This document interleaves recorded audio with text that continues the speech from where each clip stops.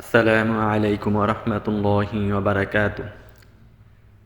আলহামদুলিল্লাহ আলহামদুলিল্লাহি রব্বিল আলামিন। রব্বি জিদনি ইলমা রব্বি জিদনি ইলমা রব্বি ইশরাহ লি সাদরি ওয়া ইয়াসসির লি আমরি ওয়াহলুল উকদাতাম মিন লিসানি ইয়াফকাহু কওলি। সম্মানিত দিনী ভাই ও বোনেরা, রুহুল কোরআন একাডেমি বিডি চ্যানেলের পক্ষ থেকে আপনাকে জানায় আন্তরিক শুভেচ্ছা ও অভিনন্দন। আমরা শুরু করেছি কোরআনিক শব্দ ভাণ্ডার। ইতিপূর্বে আমরা 12টি পর্ব শেষ করেছি, আজ আমাদের 13তম পর্ব। আজকের পর্বে আমরা আরও নতুন 5টি কোরআনিক শব্দ নিয়ে আলোচনা করার চেষ্টা করব, যেই শব্দগুলি কোরআনুল কারিমের মধ্যে বহু জায়গায় ব্যবহৃত হয়েছে। সম্মানিত দিনী ভাই ও বোনেরা, আমরা স্ক্রিনের দিকে লক্ষ্য করি। আজকের পর্বের 1 নম্বর শব্দ হচ্ছে যাকাত। যাকাত শব্দটির অর্থ হলো পবিত্রতা। যাকাত বা বাধ্যতামূলক দান, ইংলিশে যাকে বলা হয় চ্যারিটি বা পিউরিফিকেশন। আর এই শব্দটির গ্রামাটিক্যাল পরিচয় হলো, বাংলায় এই শব্দটিকে বলা হয় নাম বা বিশেষ্য এবং ইংলিশে যাকে বলা হয় নাউন। কোরআনে সাধারণত নামাজের অর্থাৎ সালাতের নির্দেশনার পরপরই এই শব্দটির ব্যবহার সবচেয়ে বেশি দেখা যায়।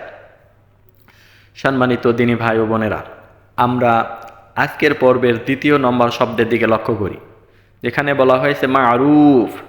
মারুফ শব্দটির অর্থ হলো সৎ কাজ বা ভালো কাজ, ন্যায়সঙ্গত।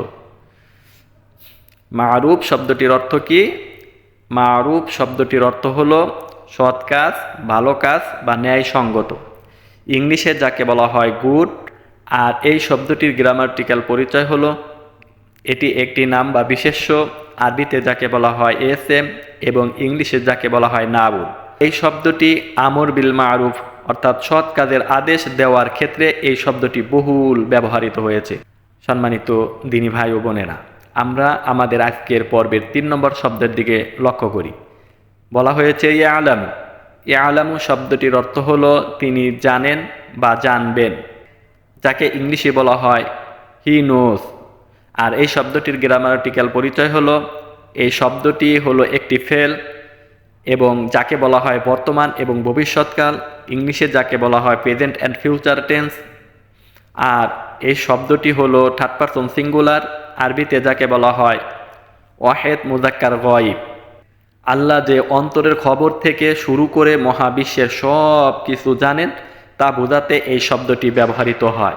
সম্মানিত দিনী ভাই ও বোনেরা, আমরা লক্ষ্য করি আজকের পর্বের 4 নম্বর শব্দের দিকে, যেখানে বলা হয়েছে কুদ্দুস। কুদ্দুস শব্দটির অর্থ হলো পবিত্র বা পরিচ্ছন্ন। কুদ্দুস শব্দটির অর্থ কি? কুদ্দুস শব্দটির অর্থ হলো পবিত্র বা পরিচ্ছন্ন, ইংলিশে যাকে বলা হয় হোলি বা সেক্রেট।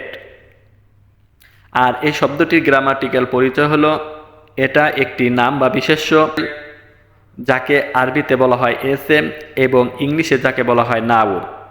যেরকম রুহুল কুদুস পবিত্র আত্মা বা জিব্রাইল আলাইহিস সালাতু ওয়াস সালাম, অথবা আল্লাহর নাম আল কুদ্দুস এই মূল থেকে এসেছে। তারপরে আমরা লক্ষ্য করি আজকের পর্বের 5 নম্বর শব্দের দিকে, বলা হয়েছে তিলকা। তিলকা শব্দটির অর্থ হলো ওইগুলো। আর এই শব্দ দ্বারা দূরবর্তী কোনো জিনিসের প্রতি ইঙ্গিত করা হয়। আর এই শব্দটির গ্রামাটিক্যাল পরিচয় হলো, এই শব্দটি হলো একটি ইসমে ইশারা বা নির্দেশক সর্বনাম। কোরআনের বিভিন্ন আয়াতের শুরুতে এটি ব্যবহৃত হয়েছে, যেমন তিলকা আয়াতুল্লাহ, এগুলো আল্লাহর নিদর্শন। সম্মানিত দিনী ভাই ও বোনেরা, আমরা আজকের 5টি শব্দকে একটি টেবিলের মধ্যে রাখার চেষ্টা করেছি। দয়া করে এখান থেকে আমরা মুখস্থ করে নেওয়ার চেষ্টা করব। আর আজকের পর্বটি যদি আপনার ভালো লেগে থাকে, তাহলে একটি লাইক, কমেন্ট এবং শেয়ার করে অন্যকে দেখার সুযোগ করে দেবেন। আর আপনার যদি কোনো মতামত থেকে থাকে, দয়া করে আপনি সেই মতামতটি জানিয়ে আমাকে উপকৃত করবেন।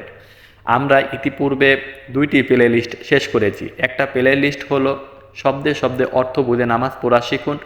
এ ব্যাপারে আমরা 21টি পর্ব শেষ করেছি, সেখানে আপলোড করেছি। সেই প্লে লিস্টের লিঙ্ক এই ভিডিও ডিসক্রিপশন বক্সে থাকবে, চাইলে আপনি সেখান থেকে দেখে আসতে পারেন। এবং আমরা অ্যারাবিক শর্ট গ্রামার কোর্স শুরু করেছি।